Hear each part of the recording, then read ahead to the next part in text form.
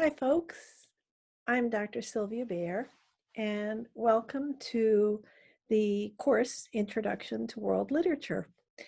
I want to take a moment just at the very beginning, before we do the actual readings and the actual study and the assignments and all the stuff that comes with our college course. I want to take a moment to introduce you to the idea of why we do this in the first place. Because I know an awful lot of you, if not all of you, feel like you have to take this course because it's required and you don't really want to take the course. I get it. I get that the mindset. I completely understand if you're an engineering major or a math major or a science major. Um, you're wondering, why am I doing this world literature thing? Why do I have to take this course? And there are a lot of answers to that question. Of course, the big answer is that we should, as citizens of a country, we should all be aware of the world around us. We should all have sort of common vocabulary about literature and interesting ideas. Um, we should be knowledgeable in the ways of the world, just in general, because knowledge is important. And all of that is absolutely true. That still holds, of course. But specifically, in world literature, when you take this class, I don't know that an argument can be made at any point that taking this course is going to help you get a job, that it's going to help you, advance your career in some very specific, definitive way. I don't know that I can say that. Um, but I can say this: studying literature, studying about people who have lived 5,000, 6,000, 3,000, 100 years ago, studying about their ideas and their lives, and their choices and their quests. Studying that will help you with your life. It won't help you get a job, but a job is not the purpose of your life. The purpose of your life is to live and to figure out about life itself. You're unique in this world. There has never been a you. There will never be another you in the world. There just won't. This is the way it is. And you're here. So now what? Now what? And I know most of you are asking yourselves that question. Heck, I've been around forever and I'm still asking myself that question. Now what? What do we do with, as Mary Oliver says, our one wild and crazy life? The extravagance of living. What do we do with this? So, in a course like Introduction to World Literature, you're going to be introduced to a lot of ancient texts. And you're going to be introduced to people like Gilgamesh, who was this ancient ruler 5,000 years ago, who was this cruel, horrible king, just awful ruler, um, who eventually changed. He eventually learned how to be a better person, a more balanced person. He learned this um, by befriending someone. He had never really had a friend before. And the love of his friend helped him become a better person himself. And we watch this change as we read Gilgamesh. Gilgamesh is so old that it was written on clay tablets. And it was written in a very specific kind of script, cuneiform. And it's something that really has just been deciphered over the past couple hundred years, or less actually. And with these clay tablets were found. And when you read the story of Gilgamesh and you read about his cruelties and his self-centered ways, we see a lot of people like that today. We may even see glimpses of his actions in ourselves.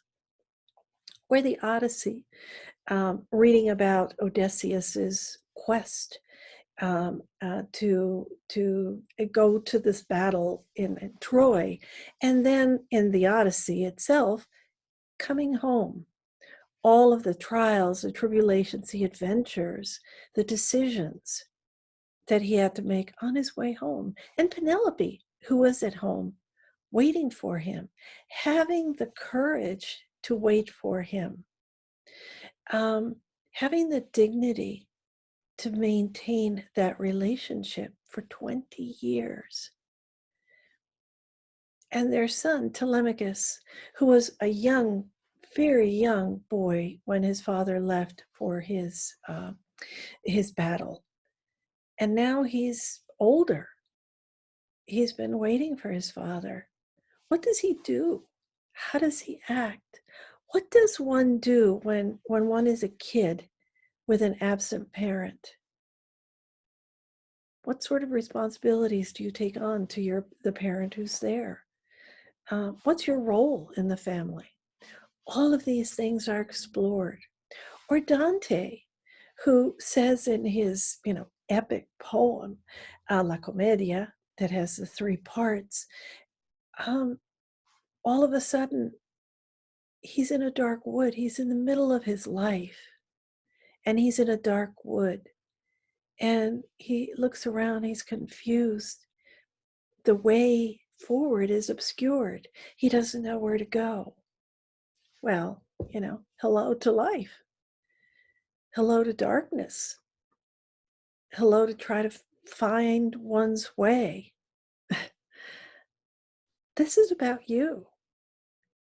This is about your life. This is about who you are. Who do you want to become? Don Quixote, he didn't like the world in some way. He wanted to become something else. He wanted the world to be something else, and he wanted to create a world. He imagined a world that was something different than the realities around him. Who hasn't wanted to do that? What are the results of that? Or in the Gita, when we read about honor, what does it mean to be an honorable person? What does it mean to have loyalty to your family? And what about if half of your family is doing something that the other half is opposed to? What do you do? Do you go to battle against your family? What is the right thing to do? We see that. We see these struggles. Learning about these struggles is not going to help you in your application for jobs. Absolutely not. But it will help you decide which jobs are worth taking. And sure, we need jobs to live. But what are we striving for in this life?